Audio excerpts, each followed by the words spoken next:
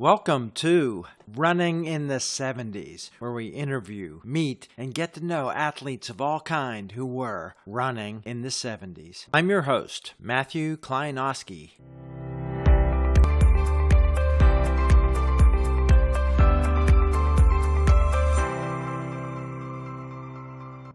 Today on the podcast, we're back with another runner from Western Pennsylvania. It was a track star in cross country in high school and college, competed at high levels, on to Olympic trials. Let's get to know today on the podcast, running in the 70s, Dan Cunkleman. Hi, Dan. Hi, Matt. Did you ever have a nickname besides Kunks? Kunkle Monster. All right. That was used a few times. Let's introduce you by going back in the earliest athletic career you remember. When do you first recall getting involved in any kind of competitive sports, and what was it? I started with junior high wrestling in our phys ed classes. I kind of liked it and did okay, so I went out for junior high wrestling, 8th and 9th grade. I didn't start running track, though, till I was a junior in high school. I kind of already started to be an accomplished wrestler. Not great, but accomplished. But I started running track as a junior. Those were my two sports up through high school. As a wrestler, how was competition for you? And that's another sport like track where it's an individual performance, but it's a team sport, team scoring. So how was that experience for you, being part of a team and an individual performer in wrestling? Being part of a team, it meant that we practiced together. We, of course, had to pair up and practice with other wrestlers of similar weight class, sometimes a little bit higher, but we practiced hard. One of my strengths was my endurance, even in practice and in many of my matches. I could outlast. Maybe the first period we'd be pretty even, but by the time we got into the second period, I'd start to take control, and third period, the other person was gassed out, and I was still going. I knew I had the lung capacity for endurance, even through those days of wrestling. I didn't have a lot of strength, but I had the agility, I had the balance. I was able to compensate for not being a big, strong, husky guy with my endurance and my moves. Well, wrestling is even more in the spotlight than a track event or cross country where there's a mass of people. There's two of you out there, and at the end, you're standing there. One of you, your arm's going to go. So how did it feel? What was the difference in feeling of my arms going up or the other guy's arms going up? What did you feel in those moments of handling success or maybe not success? Of course, by that time, my arms were really tired, so raising the arm was pretty hard. But no, I felt good always whenever I get my hand raised. And then, of course, coming off the mat, getting ready to go from our next wrestler going out on the team who was after me, and giving them some encouragement. And then, of course, watching the rest of the matches, since I was in the middleweights. So I had to wait like for 5 or 6 matches before I would come up, and then had 5 or 6 more matches after me. It was a good time. We had a lot of fun, sometimes in practices. Of course, practices were pretty challenging with a lot of sweating, a lot of exertion, but I really enjoyed the matches. And like I said, coming out on top was always a good thing. There was a few times, especially when I got to be senior, that I lost a few that I didn't do my best. I knew that. That felt kind of dejected, kind of upsetting, especially when I thought I should have been able to beat that other person. Nice. Well, by then in your senior year, you had added track. What was the spark or instigation to get you to first run track? It's hard to say. Back in the 70s, early 70s, there was a guy by the name of Dr. Kenneth Cooper had written a book about aerobics. And my dad had gotten on a kick, and part of that aerobics was to see how fast you could run 2 miles or how far you could run in 12 minutes. I forget which one it was, but we actually had made a circle path out around a field on my grandfather's farm. We did some running even before I got into track. And I don't know really why I didn't get out for track earlier, but junior year after wrestling was over, and I said to my dad, I want to go out for track. And he said, well, okay, if you want to give it a try, go ahead. We started early March when the weather wasn't all that good. And our track coach was our head football coach. And of course, all his football players were to be out for track as well. We always started off with about 10 to 15 minutes of running around in the gym. We had to warm up that way. I would get started, and the further I would go, the faster I would run. Everybody else is plodding along, waiting, how much more time. But like I said, the further we went, my legs were stretching out and taking turns and just flying around the gym. Coach said to me one day, are you going to run a 3-mile for us? You know as well as I do, the longest track event was a 2-mile. And I had no idea. I said, sure, coach, whatever you want me to do.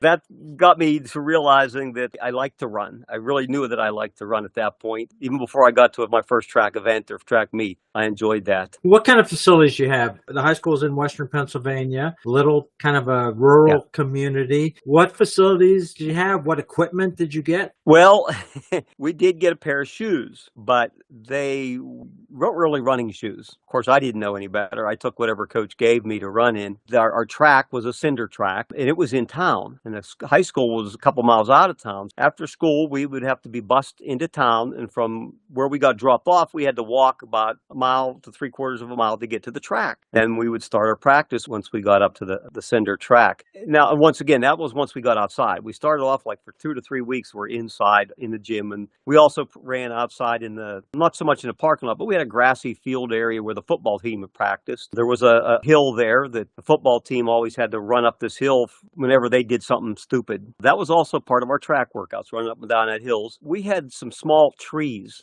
that were planted around that practice field. And some of them got pretty well fertilized by the guys who were throwing up after running some of those wind sprints. Uh, I handled it okay. That didn't seem to bother me as much, but it was kind of funny that there were some guys, they pushed themselves hard enough that they were throwing up after practice. That didn't deter them. They knew that was making them better. That's what they wanted to do. And that was part of the inspiration as well, seeing how hard all these other guys who'd been out for track for a couple of years, how hard they were working to make themselves better. That pushed me to, I want to work hard. I want to be better too. Where did you fit in terms of skill level right at the beginning? You had a football coach as your track coach. Did he know how to coach distance running, and where were you? Were there other distance runners more accomplished than you then? He was a sprinter in high school. In fact, he was on a state championship 4x220-yard relay team whenever he'd been in high school. His track coach had also been a cross-country coach. So he kind of went by what his track coach had done for their guys when he had been in high school. I never had cross-country in high school. We did not have a team. So track was my running sport. Once we got to the track, my practices, since he realized I was going to be a distance runner, I would maybe run a mile per time, then a half mile per time after a break, give me a break. And it wasn't even like when we did intervals in college, it wasn't like, okay, you get a 2-minute break or a 3-minute break. It was just, all right, go walk around the track for a little while. I'll call you back when I'm ready for you. Sometimes it was 2 half miles, just different things that he would make me run hard. Warm up was only a half mile at a time. I never did any road work. He didn't know anything really about that. Never had any real distance base, just running around the track for times during practices. And that was it. It was when I finally started to run some meets. That's where I got my best workouts, when I ran meets. What was your level of accomplishment in wrestling and high school track then? Did track supersede wrestling? Which one were you better at? Track became my best event. I mean, I really liked wrestling and I worked hard at that. But the best I did was I got second in our sectional tournament my senior year. If I'd have won that one, I would have gone to districts. And I had a record of like 14-4 my senior year. What was your weight class by your senior year? I was 132 my senior year, 126 my junior year. I would have wrestled with your classmates, not Lynn Price, the older brother. Scott Price? Scott was in my Yes. age, exactly, yeah. He had a younger brother, Lynn. And Lynn wrestled against my younger brother. They had some pretty terrific matches against each other. I won't tell you how the match turned out with Scott. He was a pretty good guy, yeah.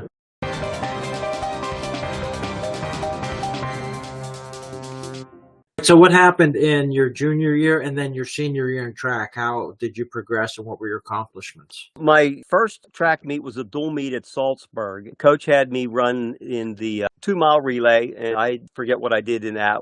Then I ran the mile, and I remember basically running with the lead runner from Salzburg till the last lap. And then I just took off, easily won that. Then I ran the half mile, similar circumstances. Coach told me my times, and I didn't know what was really good at that time, but I was under 5 minutes. So I began to think, okay, that's the standard. You got to get under 5 minutes. But I ran pretty consistently 450s down into 440s. Our county track meet, Indiana County Track Meet, was held at IUP. And I won it that year. My junior year, I won it with a 4:39.5. And that was my best time to that point. All districts, I can't remember what I placed, so I didn't get to states my junior year. But my senior year, then I did hit under 440 two times, and I took second at the district championships to a fellow from, I can't remember if it was Chief Logan or Kish. I've been trying to think of his name, and I can't remember it offhand. Was it Rob Pontius? Oh, Pontius. Yes, that's who it was. I'm sorry, Pontius. But I had shin splints really bad my senior year. When I wasn't running, it was hard to walk. During the school day, I would put icy hot on my shins, wrap them with ace bandages, and walk around smelling like Ben Gay all day. It oozed down into my shoes and into my socks. And back then, we really didn't know what to do. But one of the other coaches from another school taped my legs before districts. He taped up the front like it needed to be done. It could be healed. With that other coach taping up my legs, it did help me, and I ended up getting second at districts using my normal strategy, which was to just run close to the front or right behind the front or lead until the last lap, and then I took off and sprinted the last lap. But Pontius was out ahead of me by that point, and there was no catching him. And that was where I ran one of my sub 440 times. I think that was a 434 that day. I ran a 434. That was my fastest mile time ever in high school. I did get to states, but once again, that was not a fun experience for me at states. Why was it not fun? That was probably at Beaver Stadium at that point? That was at Beaver Stadium, Penn State Beaver Stadium, exactly. And it had rained before that. You've heard of the waterfall start? Well, I tell people that it was named for me because we had two heats and you had to qualify to get to the finals. I was clearing the outer edge on the waterfall start. And the shoes I was wearing were actually, I found out, were discus thrower shoes. They were smooth on the bottom. Right. I didn't have pin spikes. I had long spikes for cinder track. So I wore those smooth shoes. Denny Noonan was a starter. Denny called us up to the line. He fired the gun. I pushed off on those smooth shoes on the wet track, and I went right down on my face. Wow. Now, there was no recall because there was no jostling or anything like that. I just fell straight to my face. I got up. Everybody else was going out around the bend. And so I ran like crazy to try to catch up to the group and kind of burned myself out just trying to do that. So I did not have a good finish. When I was all done, went to talk to coach. My head was hanging, and I asked him what my time was, and he said, "You don't want to know. Don't worry about it." I knew I didn't qualify for the finals. I was just glad I did get to states. It was fun to be there and just a really different experience for me. My first time on a real all-weather track. We ran at IUP for our county meet, and it was the asphalt track. It was all-weather, but it wasn't the all-weather track that we have today. You had run races at IUP, so the coaches at IUP had a look at you. How did you end up attending IUP? I grew up just down the road, Blairsville. Of course, local newspaper. I was able to keep track of some of the IUP track and field, cross country, and some of the names. I really never got recruited by anybody except Doc Sutton, Lou Sutton. He came to the school a couple times. The first time he came to see me, I had already applied for early admission to IUP. The second time he came, I was already in. I already been accepted. So he really didn't have to do much to recruit. And I really didn't look at any other schools since that was close. I didn't want to go far from home. I guess I was strange. I wanted to be close to home. In fact, I was a commuter student throughout my years at IUP, driving back and forth from home to IUP for practices, for classes, and all that. I was interested in going there. I'll add this. I already knew names like Danny Friedrich, Kim Burke from reading the newspapers. I remember that IUP hosted an invitational track meet. We didn't run in it from Blairsville, but I remember that Don Friedline was the one name that he won the mile. I thought that was interesting. When I saw his time, I thought, wow, he's pretty fast. But I remembered that when I got to IUP, then I said, oh, yeah, I remember that name, Don Friedline from Kiski, pretty good miler. That's right. IUP's right down the road. You're familiar with the running program. They're fairly successful. And you know what cross country is, so you didn't wait for track. Did you joined the cross country team immediately your freshman year? Yes, I went right into cross country. Our first practice was to meet Dr. Sutton at the donut shop and go out for a 4-mile run. That was my longest run I'd ever run at one time up to that point. Oh, my God. I'd never run that far at one time because I never had anybody train me like that. It was a nice, easy, slow run. It was Dr. Sutton, myself, and some of the other freshmen. That got me started on morning runs, and then, of course, the afternoon runs. Of course, going from no running at all over the summer to all of a sudden running 2 times a day, 4 miles in the morning and 8 to 10 miles in the afternoon. I was able to keep up with it, but it was tiring. Mhm. It was tiring, but I'm glad I did it. I'm really glad I stuck with that. Did you 'Cause, do the morning runs with anybody? yeah. So you commuted in, did the morning run, hmm stayed for Yes. practice, and then commuted home. Wow. Yeah. That was my day. I got in early for the morning runs, usually at 6 o'clock. Then I would pay for breakfast at the dining hall, go to classes, throughout the day, if I had any breaks, maybe go hang out at the student union or the cross country house, then practice at 4 o'clock. And then that first year, I wasn't working at the intramurals, but after that, I started working intramurals. So sometimes I was working till 10 o'clock at night with intramural sports before I would drive home. So how did your fitness take to all that long distance mileage, and where were you on the freshman team, cross country? My freshman cross country team, I did not let her. I was like 28th man that year. Wow.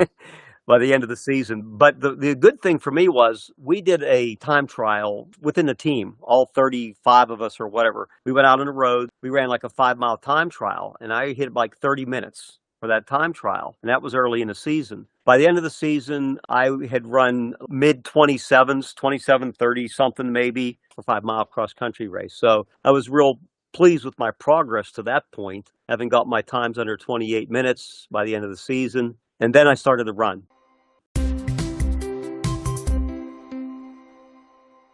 You came into there as a half miler and a miler, and then you started running the 5 miles and sometimes longer cross country. What was your freshman track season like? Well, freshman track season, I trained with the long distance runners. I was kind of focusing on mile 5K races until we ran the district, I think it was District 18 NAIA. Yeah. We were getting close to that meet. Before that, though, it was early spring, like March. We had a meet down in Fairmont. I wasn't scheduled to go, and then somebody else couldn't go. The one who couldn't go was Donnie Friedline. So coach said, "You're going to run, but your name's Don Friedline when you get up there." So I got to run on an all-weather track down in Fairmont, West Virginia, and that was my first time that I ever hit like in a 420s, and I ran like a 422 or 423 mile. And I was pretty excited about that I dropped my times that quickly, that fast in my freshman year. I was starting to talk about the district track meet. Coach said, "Do you want to run a steeplechase?" And I just said, "Sure, whatever you think I can do that." So we practiced some barriers, and I got to run the steeplechase, and I think I finished 6th. After that race, I was pretty happy. I got a place, and I said to coach, "Can I run out of states next weekend or whatever?" And they said, "Yeah, you sure are running out of states again." So I got hung on the steeplechase then from my freshman year on as my main event, although I did run some 5Ks and did run some more miles subsequent years. But my focus was to be ready for the steeplechase for championships. So how was the learning the steeplechase skills, both barriers and water jump? It's a bit of a technical event. Yes, of course, we could jump on the top of the barriers, but ideally you wanted to hurdle it. So we learned how to hurdle over the 36-inch hurdles first. That way, if you fell or banged on your knee or something like that, you didn't get hurt as bad. Also, to develop technique, how to get the lead leg out front, how to swing the trail leg up along the side rather than drag it underneath you or behind you. So, there's a lot of trials and technique that way. And then we would practice with barriers on the track. We'd put the barriers out and run intervals over barriers, running for time that way. So there was some different ways we worked on that. And then when it came to the water jump, that was one where the technique that we learned to use was to approach the water jump. Since I led with my left leg usually, to jump up with my right leg on the top, push off with my right leg so I would land with my left as my lead leg and land in the water. And the goal was to have one foot wet and the next foot would be dry. And I was usually able to do that, which helped that get me out of the water as quick as possible and on into the next barrier. The hard thing about steeplechase barriers is there's usually getting over the barrier as smooth as you can, but even then there's that reacceleration between barriers because of the time that you're in the air getting over the barrier. So it's a strength race. It really takes a lot of strength to keep not only the spring in your legs to get over the barriers, but to keep up your speed between the barriers on that 7.5 lap race. Now, the technique learning, you described a little bit and used the word we. Were you coached on that? Was that pure coaching? Was that trial and error? Coach Fry usually leading us. Of course, Danny Friedrich had been a steeplechase runner before I was there, so Danny was helping me, coaching me on that some. And I think Kim Burke, if I remember right, he ran it some too. So I had several other guys who had already been steeplechase racers. They'd been through the process of learning techniques. They helped me learn the ropes on how to get over the barriers. Well, let's talk accomplishments then. By the time your freshman spring had arrived, you really made some dramatic improvements in time. You found an event that was almost a niche event, one that scared a lot of people, and you're having success there. What was your best successes in university cross country and in track? I need to throw in here that after that freshman track season, I was inspired by Tom McGuire. We called him Squires. That previous fall, 74, when I was a freshman, Tom was a senior. He had run 1,500 or 1,600 miles in training to prepare for that cross-country season in the fall of 74. I remember reading about that in the paper, how much he ran and how he got himself ready for a good cross-country season, and he was our number one guy. My summer, between my freshman and sophomore year, I dedicated myself to following the training program that I had learned from Coach Fry of running morning, short day runs in the morning, long runs in the afternoon, and doing intervals a couple times a week. And I designed my own program based on what I'd learned from him, doing longer intervals on a Monday and shorter intervals on a Wednesday, and running 10 miles combined on interval days and then long distance days in between. I hit 1,200 miles that summer of training, and that was all on my own. Well, my dad ran with me in the mornings oftentimes. He'd run 4 with me in the morning. My intervals, since I was preparing for cross country, I did them around one of our hay fields. I had a path around the hay field, and I had used my motorcycle to mark off like how far it was one loop around there. So I knew how far was a mile, how far was a half mile. But most of my intervals were like Coach Fry had done, 5-minute runs, 4-minute runs, 3-minute runs, that type of thing, where most of my intervals were just patterned after the different things he'd given us to do. So when I came into cross-country season my sophomore year, I had a pretty good base. I had no idea what I was going to do, but I started off that season. My times were faster than what I had finished my previous season. It was kind of neat. My first race was at that park. Nobody knew what I was going to do, how I might do, but I knew guys like Danny Friedrich and Kim Burke. I knew they were pretty good runners. So we were running our 5-mile home course at Mack Park. I was feeling pretty good. I knew I was running well, and we were getting close in the last mile heading toward the horse track toward the finish. And I remember Danny Friedrich and maybe it was Bob Costello was running with Freddie at that time. Anyway, one of them turned around and looked back to see who was behind him. They saw it was me. They said, it's Kunks. They looked at each other and said, what the hell's he doing here? He was 35th last year. Yeah. Yeah, right. He was like our 35th man last year. They finished ahead of me, but I wasn't too far behind him once we got on the track and got to the finish line. But that was pretty exciting, being in the top 5 right away my sophomore year. Did you pay attention to your own training shoes at that point? What were you training with in the summer? Yeah, that's when I started to get a decent pair of shoes. I wore the old Adidas Countries. They were like a leather shoe, white with the 3 green stripes on them and a rubber sole. That was my training shoe all summer, I believe. Those were heavy too. And how did that season go then? Basically in the top handful of people in the first race, and how did that season work out? Yeah, I was in top 5, top 7 all season. There was a couple times early on in the season I was number 1 man. In fact, California Invitational, like the second or third race of the season, I think I was number 1 man that year. Then other guys caught up to me or whatever, but I didn't have any really outstanding performances I can remember, like top finishes of a big meet and invitational.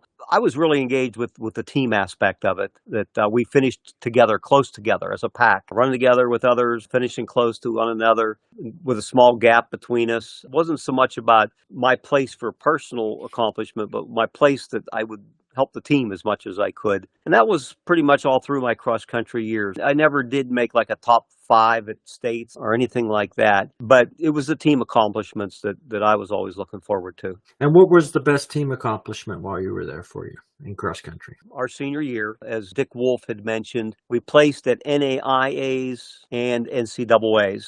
We were 3rd at NCAAs. I thought we were 4th at NAIA. I got a plaque for it. I can't remember, but Yeah. In fact, I didn't run the NCAA meet that year because I had an injury. I'd picked my mileage up in preparation for the state meet, and I developed a little twinge, a little slight muscle pull in my calf. And I missed the state meet, and I didn't run the NCAA meet, but I ran the NAI meet at the end of the season. That was our last meet of the year. That was my junior year. We would run at Wisconsin NAIA. And I remember halfway through the meet, there were 5 of us side by side. Wow. We talk about pack running. We were across the course about halfway through, all 5 of us. So we finished pretty close to one another. Even the nature of big meets now is a lot more with social media, with technology and everything. How was the experience of running nationals? Did it seem like a bigger venue besides what was on the line and at stake? Or did it feel just like a bigger version of a cross-country race? So I ran nationals. We actually ran out in California my sophomore year. We traveled to the state of California nationals that year, and I did really well. I was in the top 30, top 40. I forget. I was somewhere in the 30s. I finished that season at nationals. It was a flat course, but they were big meets. We had some outstanding competition. In fact, when we ran California, we had names like Steve Scott and Ralph Cerna. I'm trying to remember the third guy's name, but they finished 1, 2, 3. Holding hands coming across. Steve Scott was a world-class miler. American record holder at one point, I think. Yes. But let's talk about the competition in Western Pennsylvania, because there were also other teams in the Pennsylvania nearby arena that were national caliber. Oh, yeah, Edinburgh. Edinburgh was the one team that we couldn't beat. They had some super fast runners. Jeff Foster, Kevin Foley, Mark Muggleton, Dalvin Baylor, Henry Winger. I know there's other names I'm missing there, but those guys were great. There was a couple times I managed to run with some of them, but I couldn't do it consistently. I think it was my junior year out at Malone College. It was a fairly flat course, and the first mile, I was like way back in the pack. And I thought, oh man, this is terrible. But I kept picking up and gaining and gaining and gaining. And when we got down to the last mile of the race and into the last half mile, I'd worked my way up to 4th place. And the only people ahead of me were 2 Edinburghs and Danny Friedrich. Were the only ones ahead of me at that point. So I ended up finishing with a sub 25-minute 5-mile cross country that day, which was one of my best 5-mile races. Yeah, it was a good course.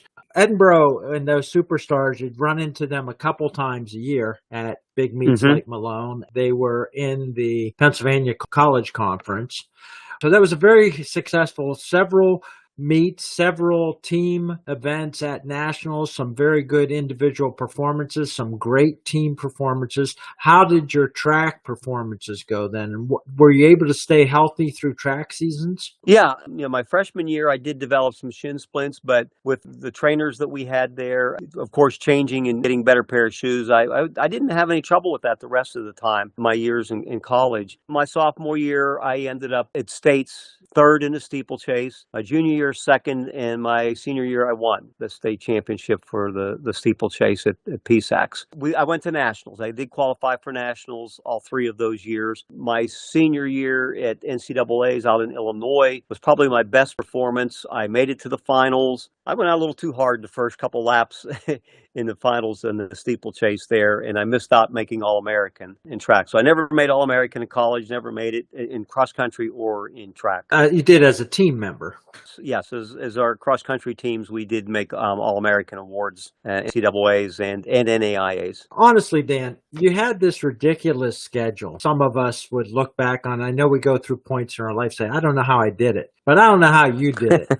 So the early mornings, the all day, working till late at night. And how was the academics at IUP fitting that in with your athletic career too? I was a biology major. Being a science major meant that you had labs, and oftentimes they were 3 to 4 hour labs, and they were always in the afternoon. Every semester, I usually had 1 day a week. I was not able to practice with the team. I had to go do it on my own because I had to stay for my labs and I had to finish those. There were days I remember everybody else was on their way back from the golf course in cross-country season from practicing. Yes. I'd be on my way out to the golf course asking coach, all right, what's the workout, coach? Then I ended up doing the workout by myself some of those days because of the labs. But Academics, I did okay with that. Didn't make the dean's list till my senior year, but I got mostly B's through my sciences and general ed classes and stuff like that. I couldn't keep up with all the reading though. I had trouble staying awake to do all the reading.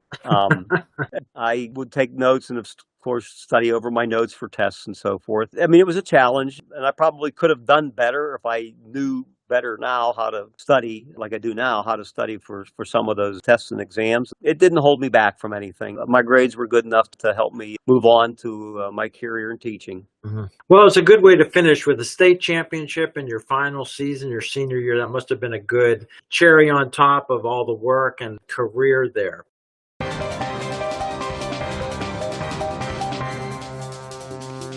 You had run 5-milers, 10Ks in college. Were you running road races there in the summers? Not really very much. Once or twice. I remember going to a 10K, 20K race out in Akron, Ohio with Kim Burke and my dad and a couple other guys. I ran the 10K with Benny and some of the others. Bill Rogers and Frank Shorter were both there. When the race was over and we'd run, Benny said, "Hey, Rogers and Shorter are going out for a cool down. They're going to run the course again. Let's go with them." I said, okay. Well, we started the cool down with them, but I swear we ran the cool down almost as fast as we ran the race. I mean, those guys were just talking and gabbing the whole way going along. I know I was struggling just to keep them in sight on that cool down. After university, then, you did do some road racing and increase your distance. So what was the transition there? What did you do? Did you take any time off, or did you go right into the longer races and road racing right away? I really didn't run a whole lot right away, but I did get myself up for it. I ran Johnstown Marathon, was my first real marathon. Most of the time it was 10Ks back then. There wasn't very many 5Ks. It was 10Ks. So I did run 10Ks whenever I could find one. But I ran Johnstown Marathon my first time, and I ran like a 2:34. That was in the beginning of October. Then December, I ran another marathon and ran like a 2:32. And I can't remember if that was 78 or 79. So the next year, I decided I'm going to run Johnstown again. So I ran it again, and this time I've got under 2:30. I was never over 2:30 again after that. My times kept decreasing from that point on, and I kept training harder and training more. And I was training by myself for the most part. Every once in a while, I would drive up to IUP and run intervals with the cross-country team, possibly to help get me in shape a little better. But my goal, and I think all of our goals at that time when we started running marathons, we wanted to qualify for the Olympic trials. Of course, I didn't make it for 80 trials, but 1983, I really picked up my mileage and increased my training and focused on preparation to run a qualifier. And the qualifying time was 2:19:04 to get to the trials. So I focused on the Columbus Marathon in 1983, and I was able to run a 2:18:54. 10 seconds. Yeah. So I qualified for the Olympic trials in 1983. That was in October. The trials weren't till spring, so I was able to run the trials in 1984. This whole time you're self-coaching? Yes. I read a lot from like how other people were training, like distance runs and varying their length and how much rest time. I taught at Blairsville High School, which was 17 miles away from my house. There was a couple times where I set everything up so I'd have my lunch and have my clothes at school, and I would run to school in the morning, shower, change, teach all day, then change my clothes and run home. That's 17 miles. So I had like a 34-mile day. I don't know. I've only run one marathon in my life. I'm not a marathoner. This is just insane. This sounds like people talking about, we had to run to school through our bad shoes and run through the snow. That's insane. Let's talk about your Olympic trials experience. It was quite an amazing weather day. Who else did you know that was competing there, and what was your experience at the trials? Donnie Friedline was with us there. Donnie and I were both together for the Olympic trials. Spent the night before that together. We stayed at dorms at one of the Buffalo colleges. Whenever I drove in, my wife and I drove into Buffalo, we asked some people, "Where's the college at for the marathon?" Nobody knew what we were talking about. So we finally found it. We got registered at the college and got our dorm rooms. The marathon was the next day. It was a hot day. It was very hot, very humid. The course was traditionally the Skylon Marathon, which ran about 4 miles in Buffalo, crossed the Peace Bridge, and made a 2-mile loop around the fort on the other side in Canada, and then ran parallel to the Niagara River toward the falls for the rest of the race, except for one little dog leg that ran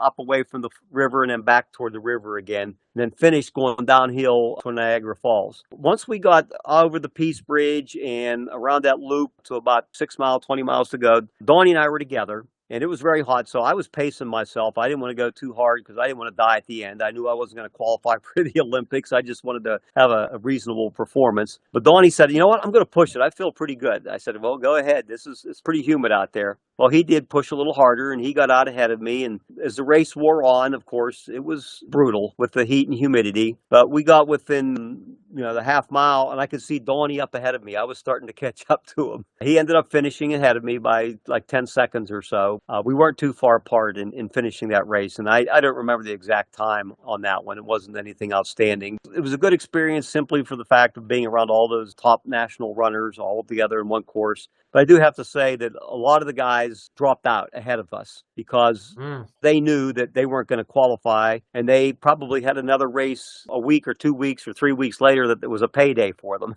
So they were going to save themselves for their money race later on. We finished, I think, 49th and 50th or 50th and 51 out of 212 qualifiers that day. Nice. Were you ever sponsored? Did you ever run for money or get sponsorship? I did have some sponsorship with Etonic for a while. I did get that prior to the trials. They helped pay for some of my mileage and travel and shoes and some things like that. I never really received money for that. The only money I ever got was the Pittsburgh Marathon the first year they ran it. I finished fourth, and was it fourth? I was X-1. I was the next to last person to get money. That $400. It was $400 I won in that. That purse has probably moved up in a few decades, but that's all right. Yeah.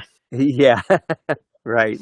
What did you do with your running career after the trials? Before the Olympic trials that September, I ran a great race in Pittsburgh, 10K, and I ran a 29:26. That was my fastest 10K ever, and that was an amazing race. It just felt so good the whole way. Yeah.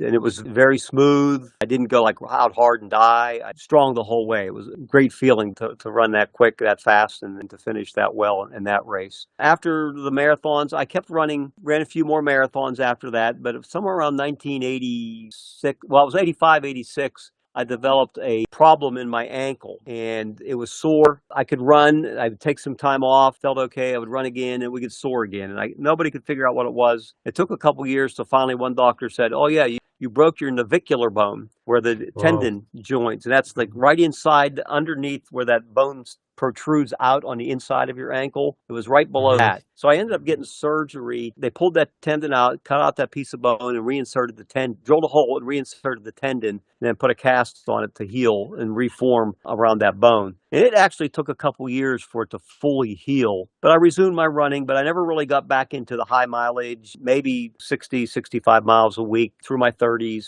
into my 40s. But I kept running road races just for fun. And they were competitive. I enjoyed being in my 40s and still running hard against the kids that were in teens and college that were trying to get better. Half your age.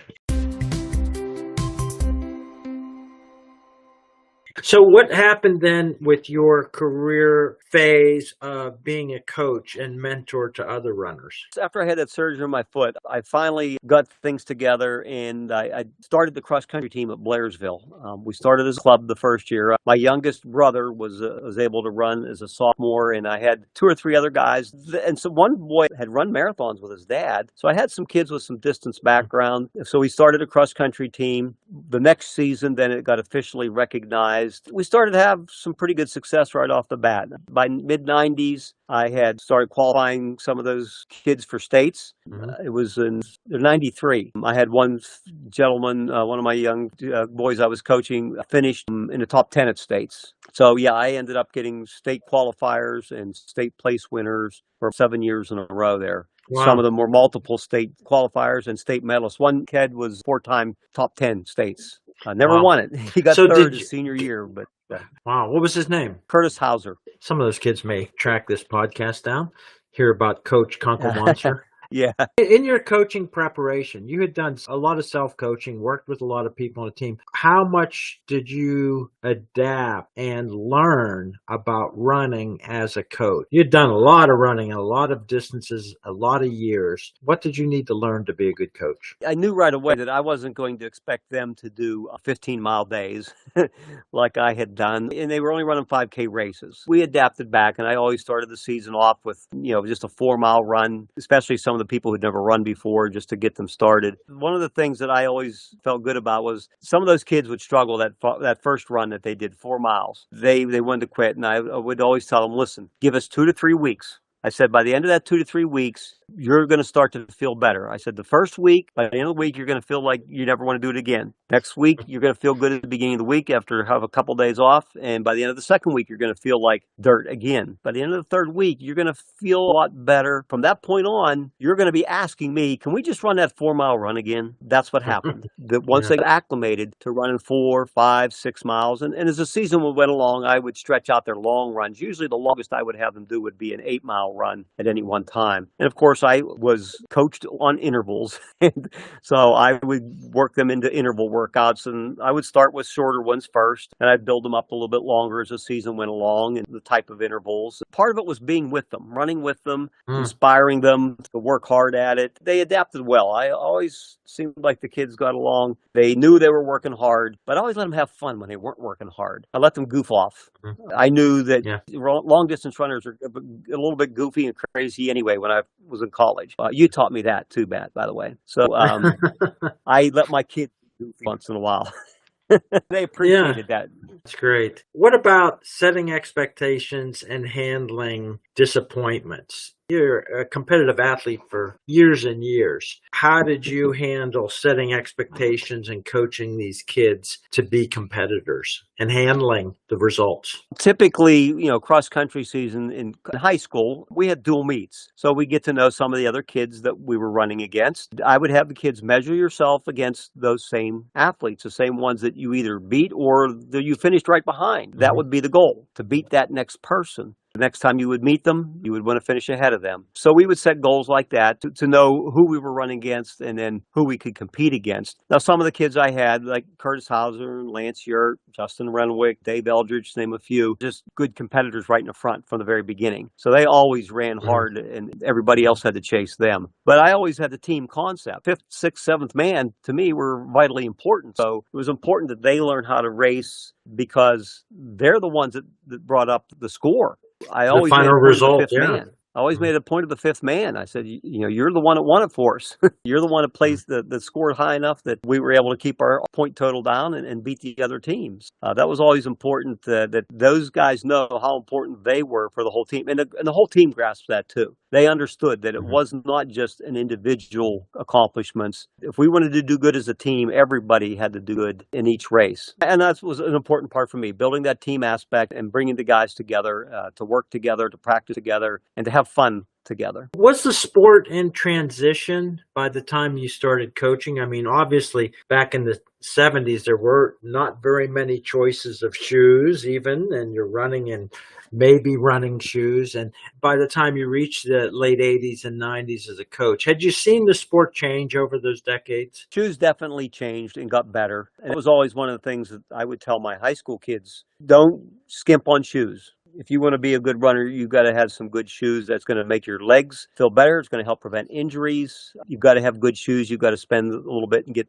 good shoes. So I always made an emphasis on that. And shoes did improve over those years, especially from the 70s when some of the shoes we had, they were like $20 for the Tiger Cortez, and we had to use shoe goo to keep building them up because they would wear out real fast. That was an important part of having the kids ready. The other big thing that I noticed, collegiately in particular, was when we were in college, we had dual meets, which were very important to me because that was, as a freshman especially, that was my opportunity to run. If it would just been invitationals and championships, I probably wouldn't have got to run as often. But college nowadays is almost all invitationals. There's hardly anything that's a dual meet. For me, that was important even in my high school coaching, to coach those kids for dual meets, that we were preparing for the big meets at the end of the season through running those dual meets. That was always seemed effective for me, and it worked well with the kids. I would taper them off too. I would make sure that they were not overworking too much during the season, so that when we got to the end of the season, they were burned out. All part of the things I learned is from running cross country at IUP and in training myself. Now, how long was your high school coaching career? We started in 1987. I think my last year was 2015. So yeah, it spanned Wow. like over 25 years, almost 30 Wow. years. Yeah. That's great. You've mentioned a lot of people. One of the people you mentioned is somebody the running community just lost, is Don Bushy Friedline. You've raced with him, you roomed with him, you were a teammate with him. What are your memories of Donnie Friedline? I mean, a good all-around guy, a great competitor. Has been pointed out, All-American in the 4x4 relay. He ran a sub-50 quarter mile, and he ran like a 2:15 marathon. He could Yeah. train for anything and do well in just about any race that he wanted to run. It was just fun to be around, and a good hard worker all the time. You had a good career. Of course, it comes with setting expectations. There's going to be things that don't go perfectly well. Your disappointment at nationals of the strategy you used didn't quite work out. Looking back, are you completely satisfied? Is there any other things you wonder about, or say, wow, if it would have been a different time, I might have gone a different direction or tried some other events or everything? Or it sounds like a very successful and satisfying career the whole way for you. It's been like 99% satisfying. The only thing I would maybe do over would be go out for track my freshman year in high school instead of waiting until my junior year, but who knows? I don't regret anything else about it. I mean, I'm glad I went to IUP, ran everything that I ran there, did everything that I did with that, the running that I did afterwards, the coaching, and even now I'm still very active as a track and field official in high school and in the collegiate level. You're obviously following the sport still and officiating. I've been a USA official softball umpire. What activities as official do you enjoy most? I'm primarily a clerk of course for meets where I officiate. For some of the high school events locally, I serve as a meet director for our county meet and sometimes referee for some of our invitationals. And for dual meets, I can be anything from a starter to running a field event or whatever needs to be done for those meets. I'm actually getting ready to leave tomorrow for Bucknell University for the Pennsylvania State Athletic Conference, PSAC they call it now, Indoor Track and Field Championships. I'll be going up there to work as a clerk of course for my, I don't know, maybe it's been 12 years now, maybe 10 or 12 years. I've been doing that consecutively, and I've been the clerk of course at PSAC for 30 years, outdoors, the Outdoor Track and Field Championships. So those are my favorite meets, the PSAC championship meets. Good competition, the coaches, the athletes themselves, working with them and helping them be prepared that they can do their best, that I stay out of their way, but I make sure that they're in the right place, the right time, and without being a cheerleader. Just giving them a good word, encouraging them to have a good meet. That's all great. Did anything almost go very wrong at any of these meets over the years? Oh, yeah. I mean, almost every year there's something that comes up that you wish you would have done different or could have done different. Sometimes it was preventable. Sometimes it wasn't preventable. It's just because the athletes did something they weren't supposed to do and you had to make a call. But most of the time it's been pretty good. There's been a few of those judgment calls or issues that come up, but I think we've always handled them pretty good. Even though may not be satisfied with the end result, we were able to work through them and at least come out with a reasonable conclusion in those cases. You're obviously pretty well known in the Pennsylvania track and field and cross country circuit doing all this officiating. Do you see some of the old competitors that are in coaching roles or other officiating roles that you used to compete against? Yes, not as much now because many of those guys have retired from coaching. Not too many of them got into officiating, but yeah, it used to be IUP reunions at some of the invitational cross-country meets especially. That was always fun to run into those guys, yell across a field at each other or something like that, call them, our old nicknames, those kind of things. Well, this is a good reflection on those decades, and it's good to catch up with you and hear about all those accomplishments. We don't always remember what everybody else did, some we were witness to and celebrating at the time, but it's good to go through. Apart from that, what do you hope or think that you would like people to remember you when they say, hadn't seen you for a while, said Dan Cunkleman? Oh, yeah, what would you like them to remember about you?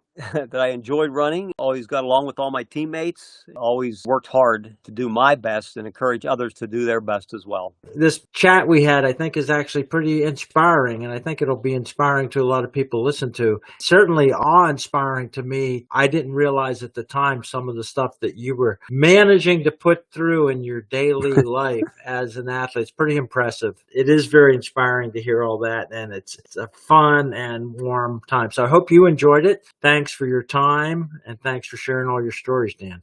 All right, Matt. Yeah, good talking with you and catching up again, too. There's just still so many more stories that could be told because we went through a lot. We did a lot of good memories. I hope you enjoyed another episode of Running in the 70s. Voices, stories, and memories of athletes who were running in the 70s. Until next time, wherever you are, keep looking forward and don't forget to look back.